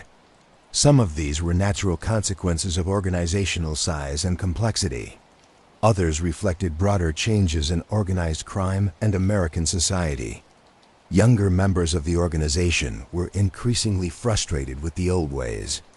They saw Stefano as out of touch, too cautious, too focused on maintaining stability rather than maximizing profits. They wanted to expand into new areas, particularly narcotics trafficking, which offered enormous profits, but which Stefano had always limited due to the risks and penalties involved. This generational divide wasn't unique to Buffalo. Across the mafia world, younger mobsters were chafing against the authority of older bosses. They had grown up in America, not Sicily, and didn't share the same reverence for Sicilian traditions. They were more willing to work with non-Italians, more comfortable with public profiles, less bound by old codes and constraints. Stefano's leadership style, which emphasized patience and caution, was increasingly seen as weakness. Men who had once respected his judgment now questioned it. Why should they turn down profitable opportunities because the boss was risk-averse? Why should they show deference to a man in his 70s who seemed out of step with modern times? Financial disputes also created friction. The traditional system of tribute, paying a percentage of earnings to your capo who paid to the family leadership, required trust and honesty. But as operations became more complex and geographically spread out, it became easier for men to skim, to underreport their earnings, to keep more than their fair share. Stefano suspected widespread cheating, but struggled to prove it or address it without creating even more conflict. The Canadian operations, once a source of strength, had become problematic. Canadian law enforcement had become more aggressive about organized crime, creating new risks. Some of Stefano's Canadian associates had been arrested or were under investigation. The routes and methods that had worked for decades were becoming compromised. Younger members wanted to adapt, to find new approaches. But Stefano resisted changes to systems that had served him well for so long. Personal relationships within the organization had also deteriorated. Feuds between different capos, conflicts between crews, personal insults and grievances, these had always existed. But Stefano's ability to manage them had diminished. Partly this was age. He was in his 70s, not as sharp or energetic as he had once been. Partly it was the sheer complexity of the problems facing the organization. And partly it was that his authority itself was being questioned, making it harder to impose resolutions that everyone accepted. In the late 1960s and early 1970s, Stefano faced a series of legal challenges that would consume his remaining years. These prosecutions, while not always successful, drained his energy, finances, and authority. In 1968, Stefano was indicted on gambling charges. Federal prosecutors alleged that he controlled illegal gambling operations throughout western New York, using the evidence gathered from electronic surveillance and testimony from cooperating witnesses. The indictment named him as the boss of the Buffalo crime family and detailed various gambling enterprises. The trial was a grueling experience. Stefano, now in his late 70s, had to sit through weeks of testimony. Prosecutors introduced recordings from the bugs placed in his funeral home. Witnesses testified about his role in the organization. Defense attorneys argued that the evidence was circumstantial, that mere conversations didn't prove criminal activity, and that Stefano was a legitimate businessman being persecuted because of his Italian heritage. The jury ultimately acquitted Stefano on the gambling charges, but the victory felt empty. The trial had cost enormous amounts of money in legal fees. It had publicly exposed details of his organization and operations. It had exhausted him physically and emotionally, and it demonstrated that law enforcement was willing and able to prosecute him, that his years of invisibility and protection were over. More indictments followed. In 1974, Stefano was charged with obstruction of justice, accused of trying to interfere with a federal investigation. Again, he faced trial. Again, he was forced to endure the public scrutiny and legal process. The specific charges related to alleged attempts to bribe or intimidate witnesses. But the broader context was clear. The government was determined to convict him of something, anything, to bring down the man who had led the Buffalo crime family for over 5 decades. These legal battles took a toll, not just on Stefano, but on the entire organization. Legal fees consumed money that would otherwise have been invested in operations or distributed to members. The attention brought by trials increased law enforcement surveillance of the entire family. And Stefano's preoccupation with his own legal problems meant he had less time and energy to manage organizational affairs.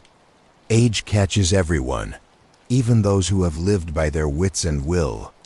By the early 1970s, Stefano Magaddino's health was failing. He had heart problems.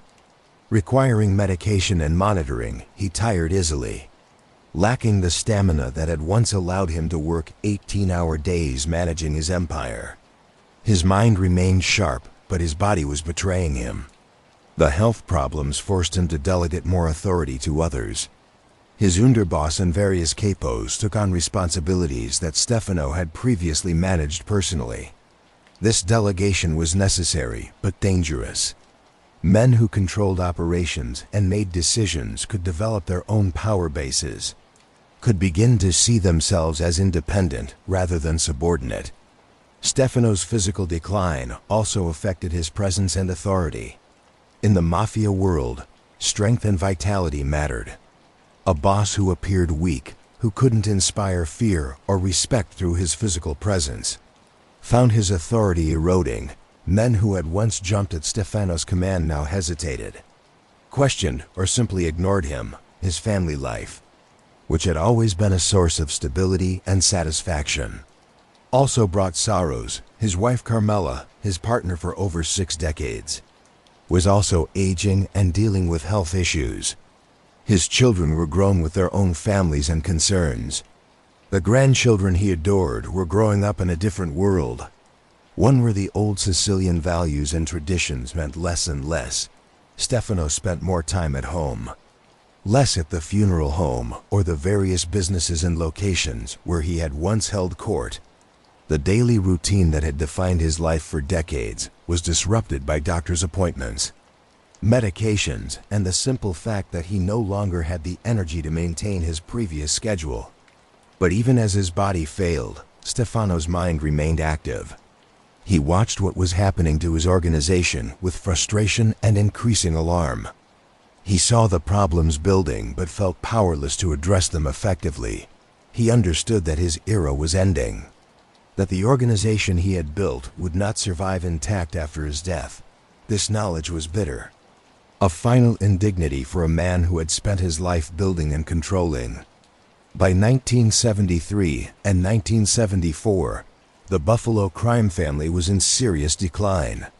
The combination of external pressure and internal dysfunction had created a situation that no amount of experience or cunning could resolve. Law enforcement had successfully identified and targeted key members of the organization. Several important capos and soldiers had been arrested and convicted. Some chose to cooperate with prosecutors, providing testimony in exchange for reduced sentences.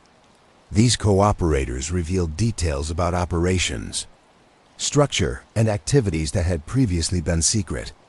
The financial situation had deteriorated. Legal fees for the various trials were enormous. Increased law enforcement scrutiny made some of the traditional revenue sources less profitable or more risky. The gambling operations, once reliably lucrative, faced competition from emerging state lotteries and from other criminal organizations that were moving into the territory. Internal conflicts had escalated to the point where the organization was barely functional. Different factions within the family were essentially operating independently, sometimes even in conflict with each other. The chain of command that Stefano had carefully built had broken down. Orders from the top were ignored or disputed. The discipline that had once characterized the organization had dissolved. The Canadian operations, which had been a cornerstone of Stefano's empire for decades, had largely collapsed. Canadian law enforcement had successfully disrupted the smuggling routes and arrested many of the key Canadian contacts. The border, once porous and easy to exploit, had become much more difficult to cross undetected. Stefano watched all this with anguish but could do little to stop it. He lacked the physical strength and energy to reassert control. His legal problems consumed his attention, and the broader forces reshaping organized crime, more aggressive law enforcement, changing social attitudes, generational shifts within the mafia itself, were beyond any individual's ability to control. In his funeral home office, where he had once orchestrated an empire spanning hundreds of miles and generating millions of dollars, Stefano now sat as a diminished figure.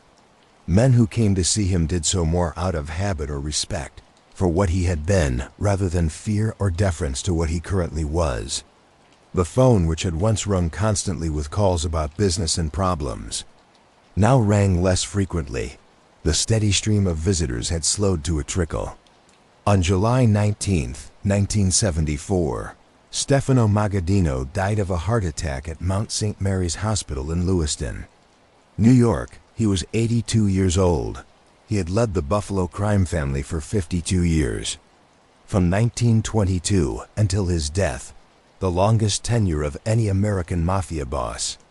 His death was front-page news in Buffalo and made the national papers.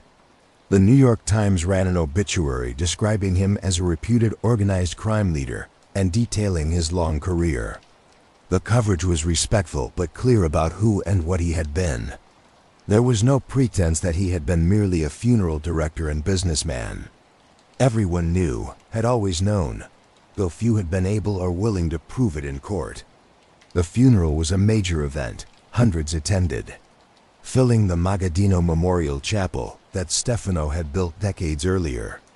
Among the mourners were family members, legitimate businessmen, politicians, and undoubtedly numerous members of organized crime from Buffalo, New York and beyond. The FBI photographed attendees, documenting who came to pay respects, building their database of mafia connections. The funeral service was Catholic, conducted with all the traditional rites. Stefano, who had attended Mass regularly throughout his life, who had contributed to churches and maintained his faith despite his criminal activities, was laid to rest with full religious ceremony. The priests who presided knew who they were burying, but saw their role as ministering to a soul, not judging a life. Stefano was buried at St. Joseph Cemetery in Niagara Falls, not far from the funeral home that had served as his base of operations for so long. His grave was marked with a substantial monument, befitting his status and wealth, in death as in life. He maintained a presence in the community he had dominated for half a century. The mourning was genuine among those who knew him well. Whatever his crimes, Stefano had been a husband, father, grandfather, friend, and mentor to many. He had helped people, supported families in need, and contributed to the Italian-American community. The fact that he had also run a criminal empire, ordered killings, corrupted officials, and profited from human weakness didn't negate the other aspects of his life. It simply made him complex, contradictory, fully human. Stefano's death created a power vacuum that the Buffalo family was ill-equipped to fill. Normally, succession in a mafia family followed established patterns. The underboss would become the new boss, or the commission would designate a new leader. But the Buffalo family was too fractured, too weakened by years of legal pressure and internal conflict. Samuel Frangiamore, called Sam the Farmer, briefly took control, but he lacked Stefano's authority and ability. The family continued its decline, unable to resolve internal disputes or respond effectively to external threats. Other families began encroaching on territory that had once been exclusively Buffalo's domain. Within a few years, the Buffalo crime family had diminished to a shadow of what it had been under Stefano. The elaborate structure of crews and capos largely collapsed. The far-flung territory, the Canadian operations, the expansion into Pennsylvania and Ohio, all contracted back to western New York, and even there, control was tenuous. By the 1980s and 1990s, the Buffalo family was considered one of the weakest in the country. FBI investigations had decimated its ranks. The traditional revenue sources had dried up or been taken over by others. The younger generation had neither the skills nor the dedication of their predecessors. Some members flipped, becoming cooperating witnesses. Others were convicted and imprisoned. The organization that Stefano had spent 50 years building essentially ceased to exist as a significant force. This collapse confirmed, in a way, Stefano's long-held belief that visibility invited destruction. For decades, he had kept the family operating quietly, avoiding attention, maintaining a low profile. Under his leadership, the Buffalo family had been powerful and profitable while remaining relatively unknown to the public. Once that invisibility was lost, once the electronic surveillance revealed the organization's structure and operations, once trials brought public attention, the decline was rapid and seemingly inevitable. Looking back on Stefano Magaddino's life and career, several factors explain his remarkable longevity and success, as well as his ultimate failure to build something that would outlast him. His greatest strength was patience. In a world full of impulsive, hot-headed criminals who wanted immediate gratification and glory, Stefano understood the value of waiting, planning, and thinking several moves ahead. He never made hasty decisions. He considered consequences. He chose his battles carefully, knowing when to fight and when to retreat. His geographic location was brilliant. Buffalo's position on the Canadian border provided opportunities that most other crime families lacked. The ability to control cross-border smuggling, first of alcohol during Prohibition, and then of other contraband afterward, gave him a unique competitive advantage. And his distance from New York City meant he avoided much of the constant feuding and violence that consumed the New York families. His low-profile strategy kept him out of prison during an era when many of his contemporaries were convicted and imprisoned. Al Capone, Lucky Luciano, Vito Genovese, Carlo Gambino's predecessors, and countless others spent time behind bars. Stefano, despite running a massive criminal enterprise for over 5 decades, died a free man, never having served significant prison time. This alone is remarkable. His understanding of legitimate business was sophisticated. Unlike many mobsters who saw legitimate businesses merely as fronts, Stefano recognized that they could be genuinely profitable while also serving criminal purposes. His funeral homes, linen services, and other ventures earned money on their own merits while providing cover and infrastructure for criminal activities. His ability to maintain relationships with other crime families, with political and law enforcement officials, with legitimate businessmen, was exceptional. Stefano understood that organized crime existed within a broader ecosystem and that success required managing relationships across that entire ecosystem. But Stefano also had failures and limitations. His conservatism, while it protected him, also limited growth and adaptation. His reluctance to embrace narcotics trafficking, while morally defensible and strategically cautious, meant he left enormous profits to others who were less risk-averse. His age eventually caught up with him, as it does to everyone, and he failed to adequately prepare for succession. His ultimate failure was in not building an organization that could survive his death. The Buffalo crime family was, in many ways, a reflection of Stefano himself, his personality, his methods, his relationships. When he died, there was no one who could step into his role and maintain what he had built. The organization depended too much on his personal authority and not enough on institutional structures that would persist beyond any individual. Perhaps the greatest irony of Stefano Magaddino's life is that he achieved exactly what he wanted: invisibility, and in doing so ensured his own obscurity. While Americans can name Al Capone, John Gotti, and even more obscure mob figures, very few have heard of Stefano Magaddino. He's the forgotten boss, the leader who built one of America's most powerful and long-lasting crime families while remaining almost unknown to the public. This obscurity was intentional. Stefano never sought fame or notoriety.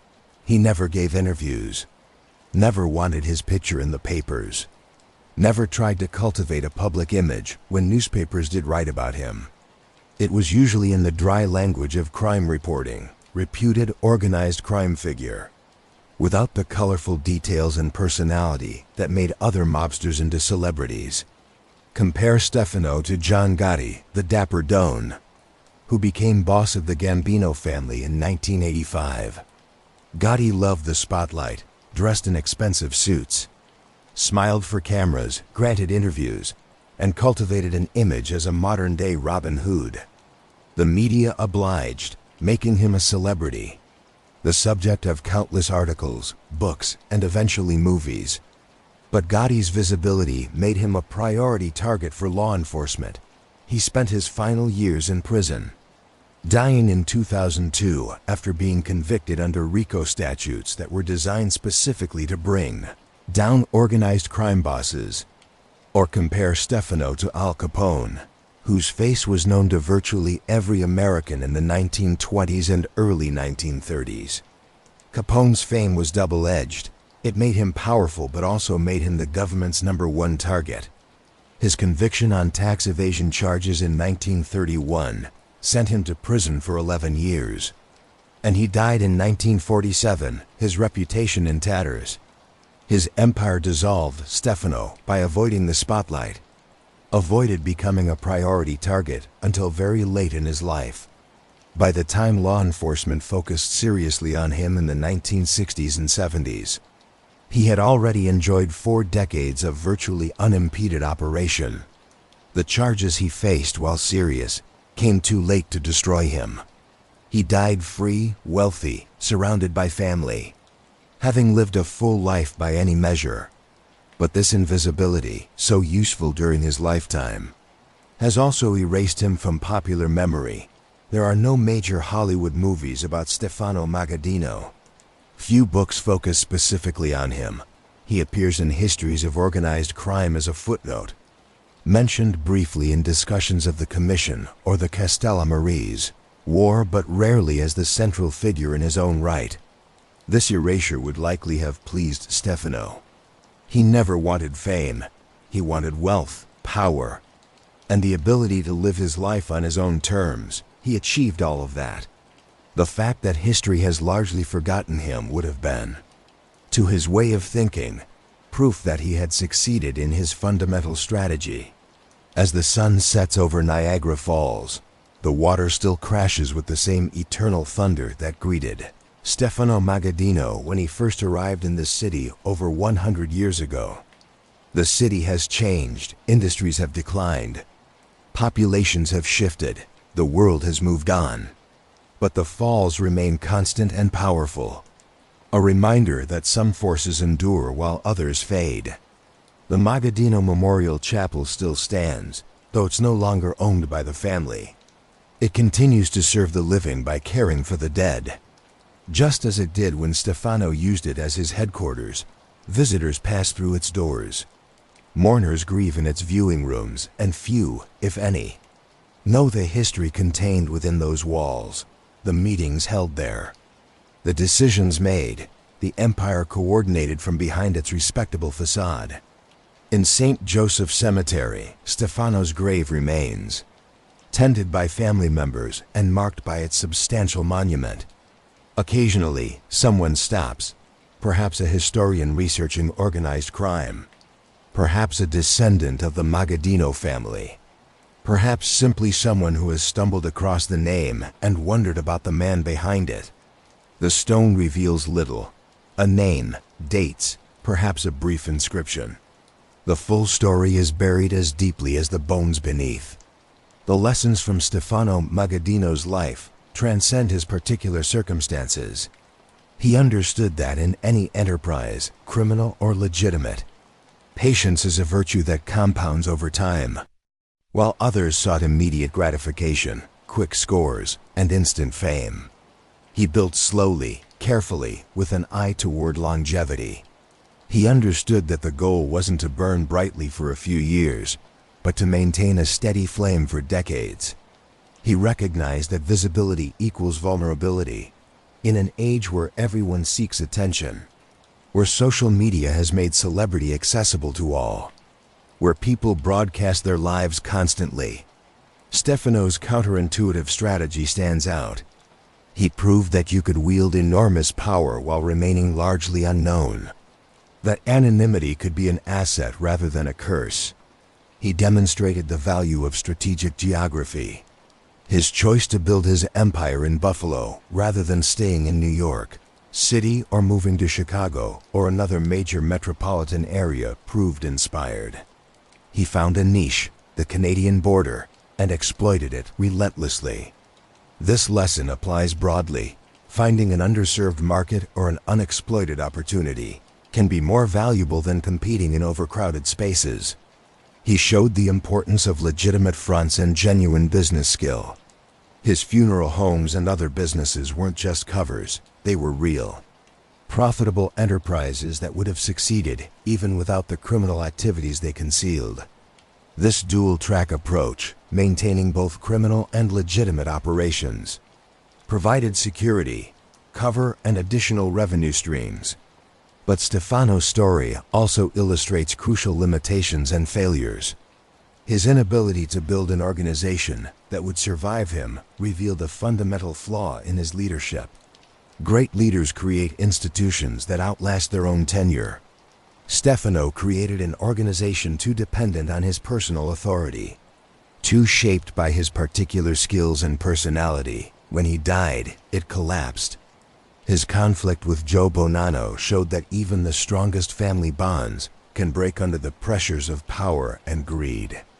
The Code of Omerta, the Sicilian traditions of family loyalty, these proved insufficient when real interests conflicted.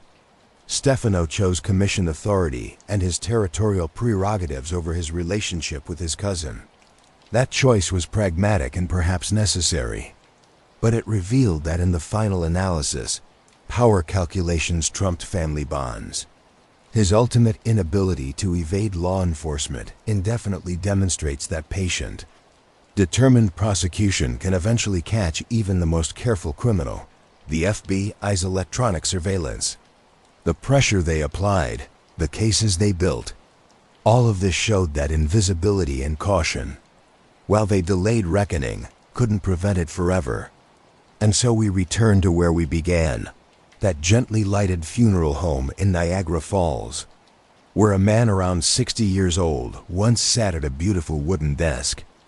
orchestrating an empire from the shadows. That image, so different from our popular conception of mob bosses as violent, flashy, impulsive men, captures the essence of Stefano Magaddino.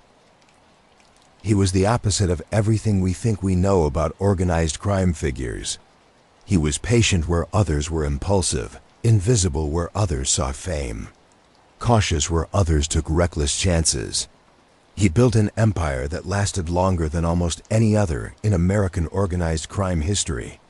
He accumulated wealth that allowed him and his family to live comfortably for generations. He wielded power that stretched across international borders and influenced legitimate businesses, politics, and society. He did all of this while remaining, to the general public, virtually unknown, and then he died, and within a few years, almost everything he had built collapsed, the organization fractured. The territory contracted, the power dissipated. It was as if the empire had been sustained by his will alone, and when that will was extinguished, the entire structure crumbled. Is that success or failure? That depends on how you measure a life. By the standards of organized crime, staying out of prison, accumulating wealth, wielding power, living to old age surrounded by family, Stefano was enormously successful. By the standards of building a lasting legacy, creating an institution that would survive its founder, achieving recognition for accomplishments, leaving a mark on history, he failed. Perhaps Stefano himself wouldn't have cared about that judgment. He lived according to his own values and standards, shaped by the Sicilian traditions of his youth, and adapted to the American context where he built his fortune. He kept his promises, honored his code, protected his family, and maintained his power for over half a century. By his own measure, he likely considered his life a success. As for us, looking back across the decades that separate his time from ours, we can only wonder at the contradictions. A religious man who ordered killings, a family man who betrayed his cousin, a successful businessman whose businesses were built on crime, a forgotten figure who was once among the most powerful men in America, a man who sought invisibility and achieved it so successfully that history has largely passed him by. The story of Stefano Magaddino is ultimately a story about choices: the choice to leave Sicily for America, the choice to move from Brooklyn to Buffalo, the choice to operate from the shadows rather than seeking the spotlight, the choice to build patiently rather than grab quickly, the choice to prioritize organizational survival over personal glory, and ultimately the choice to value a long, free life over a spectacular, famous, but potentially shortened one. In every one of these choices, we can see a consistent philosophy: patience over passion, calculation over impulse, longevity over intensity. This philosophy served him extraordinarily well for most of his life. It allowed him to build and maintain power in an environment where most of his contemporaries ended up dead or imprisoned long before they reached old age. But that same philosophy may have prevented him from achieving true lasting significance. The visible figures Capone, Gotti, Lucky Luciano burned brightly enough that their flames are still remembered decades after they were extinguished. Stefano's carefully controlled fire, never allowed to flare dramatically, has faded from memory. Perhaps there's a lesson there about the nature of legacy itself. We remember the spectacular failures and successes, the dramatic rises and falls, the colorful personalities who lived larger than life. We forget the careful, the patient, the deliberately obscure, no matter how successful they were in their own terms. Or perhaps the lesson is simpler and more profound, that in the shadows, empires last longer than those built in spotlights. But when they fall, they disappear completely, leaving barely a trace. Stefano Magaddino proved that you could be one of the most powerful criminals in America for over 50 years, while remaining virtually anonymous. But in doing so, he also proved that such power, so carefully hidden, vanishes almost completely when its holder dies. The Magaddino Memorial Chapel still stands. The funeral home still operates. Businesses that Stefano established continue under other names and owners. His descendants live throughout America, most of them far removed from the world their ancestor inhabited. The Canadian border that was so crucial to his empire still sees constant traffic, though now it's monitored by technologies Stefano could never have imagined. And in Buffalo, in Niagara Falls, in the towns and cities of western New York, old men occasionally gather and tell stories. Stories about the way things used to be. About the power that once resided in a quiet funeral director's office. About the empire that stretched from Lake Erie to the St. Lawrence. About the boss who ruled for 50 years from the shadows. These stories grow hazier with each passing year. The men who knew Stefano personally are gone now. Their children and grandchildren remember only fragments, third-hand tales that may or may not be accurate. Soon, even these memories will fade, and Stefano Magaddino will be truly forgotten. Known only to historians who specialize in organized crime, reduced to a few paragraphs in books about the Mafia. Would Stefano have wanted it any other way? Probably not. His entire life was built on the principle of invisibility, of operating unseen, of avoiding the attention that destroyed so many others. If his reward for that discipline is to be forgotten by history, perhaps he would accept that as the final cost of his strategy, paid gladly in exchange for the life you lived. If you've made it this far in our journey through Stefano Magaddino's life, you're part of a select audience. Unlike stories of more famous mobsters, this tale doesn't end with dramatic shootouts or sensational arrests. It ends quietly, as Stefano lived. With a heart attack in a hospital, followed by a funeral, followed by the slow dissolution of everything he built. There's something both sad and fitting about that ending. Stefano spent his entire adult life trying to avoid drama, to evade attention, to build something that would last through caution and patience. He succeeded for 5 decades. An extraordinary run by any measure, but in the end, what outlasts us isn't necessarily what we build.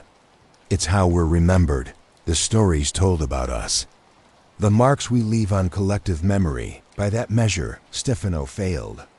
He's forgotten, a footnote in Mafia history, unknown to the general public who can recite details about Capone or Gotti, his funeral home empire, his cross-border smuggling operations, his 50-year reign over one of America's most important crime families.